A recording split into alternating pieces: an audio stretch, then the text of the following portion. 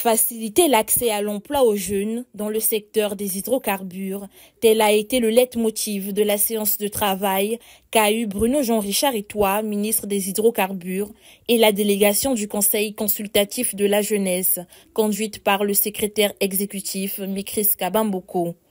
L'industrie pétrolière, domaine sur lequel gravite l'économie du pays, regorge plusieurs opportunités d'insertion pour les jeunes.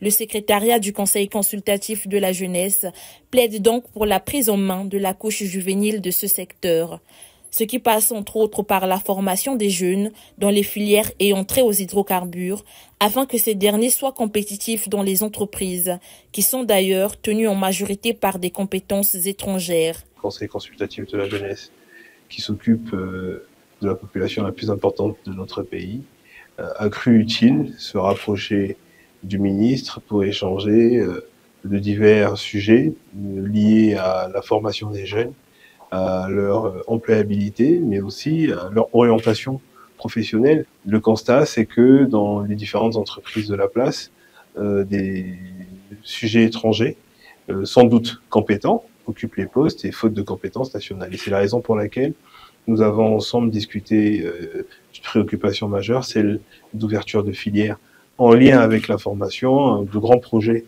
sont en cours du côté de Pointe-Noire. Nous sommes venus dire au ministre que nous suivons de près ces initiatives et que nous sommes, puisque nous sommes à la base intéressés, et que nous accompagnons ces initiatives liées avec par exemple l'Université de Mango et éventuellement l'IFP School et l'IFP Training.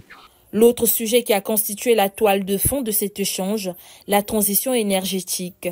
Là aussi, cette institution consultative a sollicité à Bruno Jean-Richard Etoy d'associer les jeunes à tous les projets en cours dans le pays. Il a été question de parler de transition énergétique, d'énergie renouvelable, puisque nous sommes jeunes, nous allons vivre à peu près de nombreuses années, je le souhaite à tout le monde, et puisque l'avenir du pétrole sera derrière nous dans quelques décennies, il est question pour une jeunesse avant-gardiste de penser à l'avenir.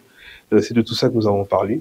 De rapprocher les opportunités au ministère des jeunes au travers le Conseil consultatif de la jeunesse. Et comme d'habitude, nous avons eu le privilège de rencontrer le ministre en commandant père de famille, qui nous a prodigué de bons conseils, qui nous a rassurés de la continuité de la poursuite des missions qui lui sont confiées par le président de la République, et aussi qui nous a dit que nos préoccupations étaient déjà les siennes et celles du ministère. Donc nous sortons de cette audience rassurés et confiants en l'avenir, en disant aux jeunes ce qu'on nous a dit, il faut prendre son avenir en main. Le Conseil consultatif de la jeunesse et le ministère des hydrocarbures ont projeté de nombreuses perspectives pour les jeunes Congolais en quête d'opportunités d'emploi.